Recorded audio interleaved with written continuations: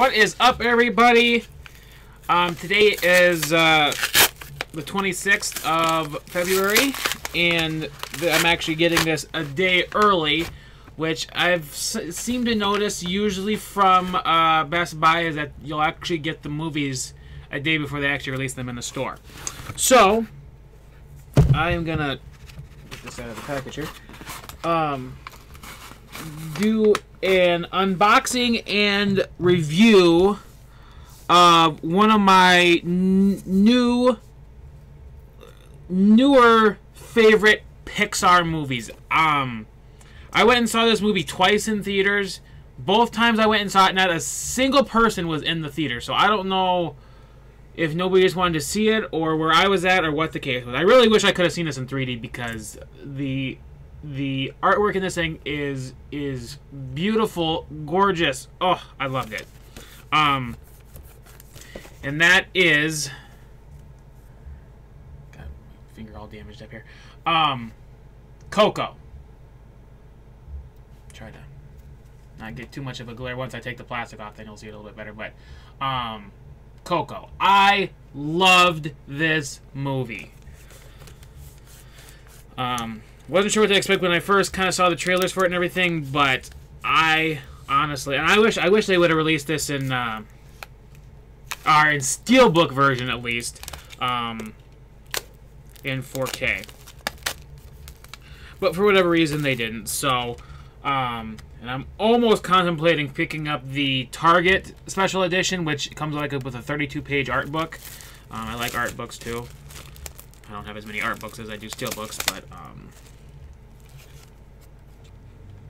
yeah, let's get this little thing off the thing here. Oh yeah. And I kind of saw what this was gonna look. I saw the front, you know, when I first pre-ordered it, and then I saw some pictures after the fact. But it's got a nice little indented part where it says Coco, and then where the guitars are and everything.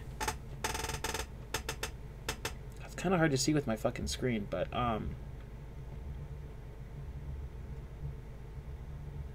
yeah, that's the cover there, and then I really like that there in the middle. It's kind of a,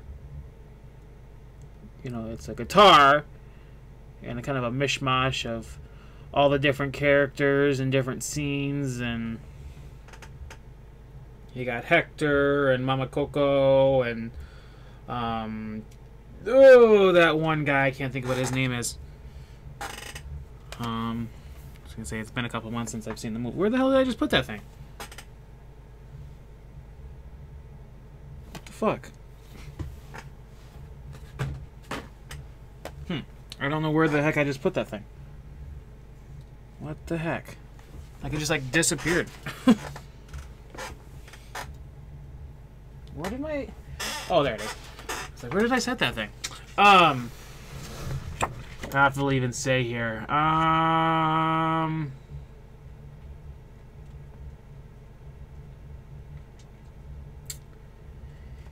it doesn't say what his name was. But you, at first you think he is the, or, well, what's his name, Miguel? Yeah, Miguel, the young kid. Here, so here's the front. We're going to show off the front here. So here's the front.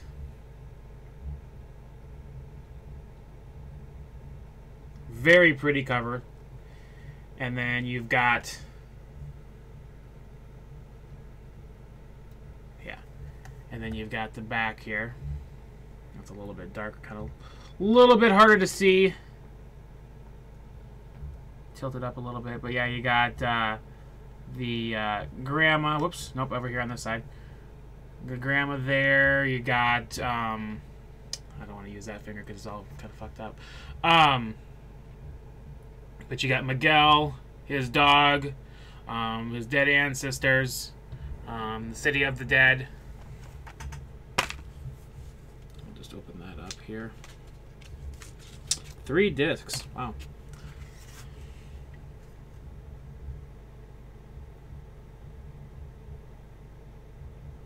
So that's what you got there. But Yeah, first you think that the he thinks the musician, what the fuck is his name? I gotta look up his name.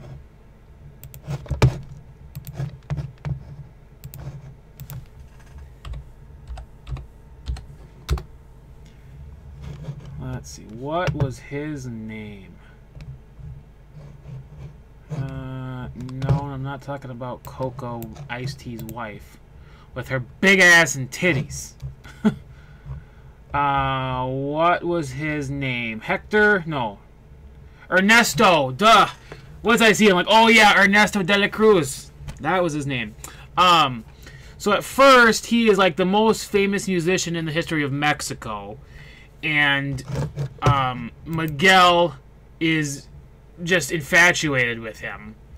And he somehow comes to think that, oh, he is his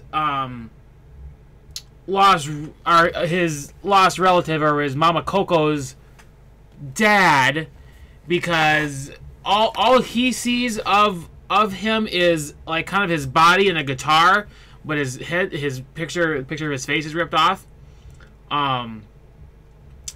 But you later come to find out that Hector is his dad, and that I'm gonna spoil this anywhere for you, but Ernesto de la Cruz killed Hector because Hector was gonna go back home to Coco and her mother, but he killed him by like poisoning him so that he could steal his music, because he was the one who was writing all the music.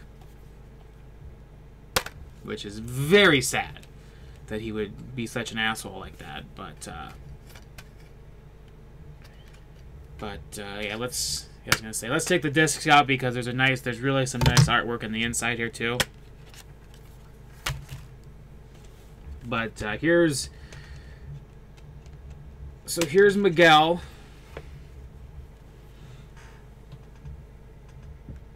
So you got Miguel there, along with Hector, who he later finds out is his great-great-grandfather. Or no, not his grandfather. Great-great-side, no matter exactly what his relation was. He's Mama Coco's dad, so it would be his... I'm trying to think, like great-great-grandfather, something like that, I think it is.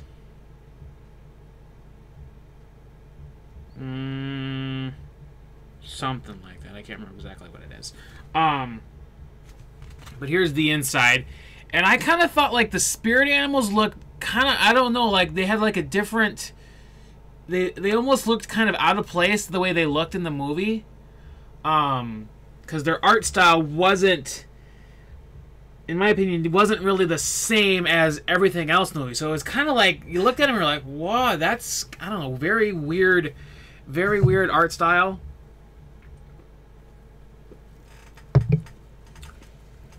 That they use for like the spirit animals. I'm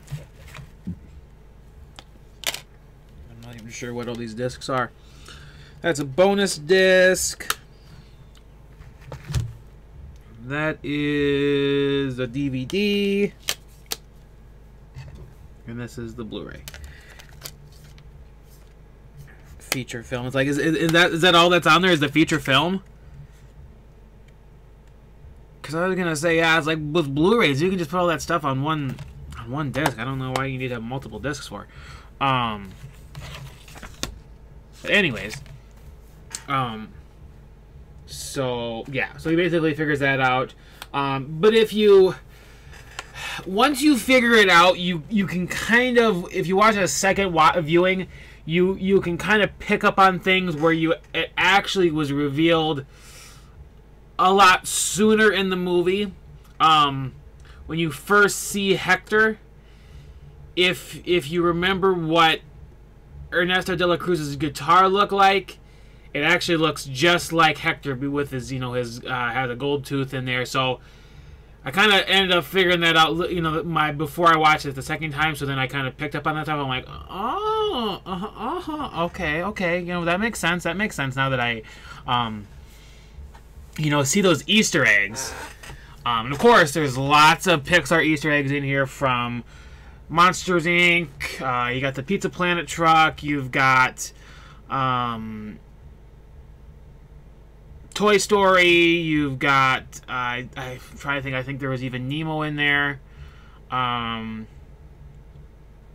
more than likely, there was probably even like Incredibles stuff in there, because they usually do some sort of Easter egg for whatever their next movie is going to be, which is going to be, Incredibles 2. But after seeing this, it's definitely in one of my top 5 Pixar movies. I love this movie. Excuse me. I forgot to even mention it. It's basically about the Mexican Day of the Dead, which I didn't, you know, I kind of knew what it was, where they kind of celebrate the dead, but I didn't realize exactly what they have the, oh, fuck, what was it? Oh, what's it called? I'm trying to remember all this shit now. The ofrenda, where they basically have pictures of all the family members, and they put their favorite foods, their favorite things, so that when they come back from the spirit world, they can take them back with them. So when they visit from the spirit world, they take back the food and the gifts that their family leaves them. You know, a couple sad moments where, if basically once you're forgotten in the afterlife, once you're forgotten, you just disappear. So there was one character where, evidently whoever still had his memory either hadn't seen him for a while, so forgot him. Might have been a husband, wife, I don't know, whatever. Well, it was a guy, so it must have been like maybe a wife or grandkids or whatever. But basically, he was forgotten, so then he basically disappeared forever. So that was kind of a sad moment there. And then the couple sad moments where Hector was almost forgotten by Mama Coco. But luckily, he was able to get his picture on the ofrenda, and she remembered him. Well, basically, how she ended up remembering him is he played the great song. I love the song, "Remember Me, Remember Me." That's a good song too. Which it's won a Golden Globe. Probably gonna win an Oscar because there's not much competition against it. But yeah, one of my top 5 favorite Pixar movies. There's a lot of Pixar movies that I haven't seen. I was up on a really good record of seeing them, and then I kind of got off track. I haven't really seen much of Ratatouille. I haven't seen WALL-E. I haven't seen Up. I have Up. I have WALL-E. But I haven't watched them. So I'm very behind on some of my Pixar movies, but I've seen all the Cars movies. I've seen the Monsters Inc., the Monsters University. Monsters Inc., I saw that like 2 or 3 times in the theater when it first came out. Monsters University I've seen. Toy Stories I've seen. I haven't seen The Good Dinosaur. Inside Out I've seen. Yeah, lately I've seen all the ones after The Good Dinosaur, which I think was Inside Out, Cars 3, this one, Incredibles coming up, which has been many ouch! Ah, fucking shit! Ow! I rubbed that against my freaking chin and it like got my hairs. Ow! God damn, that hurt. Ow! But I just love the story. I love the animation. I really wish I would have seen this in 3D because I'm sure it looked absolutely spectacular. And if you saw it in theaters, which I saw it when they included that Frozen. I haven't seen the movie Frozen, which I am a little hesitant to see because I really don't want to get hooked on it. But and maybe maybe it'll suck. I don't know. Maybe I'll think it'll suck. Probably not. But with Olaf's Frozen Adventure, whatever the hell that was called, I saw that, which I didn't think it was too bad. It was kind of a very long short, or it was like a 22 minutes. It's like that's kind of long to put before a movie. So it's like this movie is like, no, how long is this? 105 minutes, so it's just like 15 minutes shy of 2 hours. So it's like so it's like an hour and 45 minutes. Then you've got the you had that short in front of it, so that made it over 2 hours long, and which didn't bother me any because there wasn't any kids in the movie, and I didn't really care because I knew it was going to be there, and that's why I saw it before they got rid of it because I knew they were supposedly getting rid of it. But saw it twice. Yeah, both times nobody was in the theater. Second time I went and saw it, I got into the theater and there was literally no previews, nothing even playing. And I sat there like 10 minutes after the thing was supposed to start, and I went out there and I'm like, why are you not playing Coco? Play Coco! So then they finally got it going. But yeah, if you saw it in the theaters, they kind of explained when he first goes into the spirit world, or I don't know, I don't think they call it spirit world, but when he first went into the the land of the dead or whatever, they explained all these different layers of lights and buildings, and it's crazy how much work they put into these movies. But yeah, definitely a great movie. A 5 out of 5 is something you have to see. It is just an amazing movie. 5 out of 5. Check it out. If you're a fan of Pixar movies, you're obviously going to see this one. I kind of say that, but if you're a fan of any movie, you're going to see whatever. But yeah, if you're a fan of Pixar movies, you're going to see this more than likely. If you're Mexican, you're more than likely going to check this out. This was a big movie there down in Mexico. I think it was one of the probably biggest money making movies in Mexico that there ever was. Yeah, it's got a great story, great music. It's such a good movie. Such a good movie. So, if you haven't seen Coco yet, go out and see it. Go out and rent it. Go out and buy it. Do whatever you have to do to see this amazing Disney Pixar movie. Like I said, 5 out of 5 stars. If you've seen Coco, let me know down in the comments what you thought of it. Even if you didn't like it, let me know what you think, or let me know what you didn't like about it. Let me know what you did like about it. But anyways, great story, very funny at times. Great family movie, like all Pixar movies usually are. Yeah, like I said, 5 out of 5 stars. You've got to see it. So anyways, I don't want to ramble on too long here. Just thanks for watching, guys, and stay tuned for more videos from me. Peace.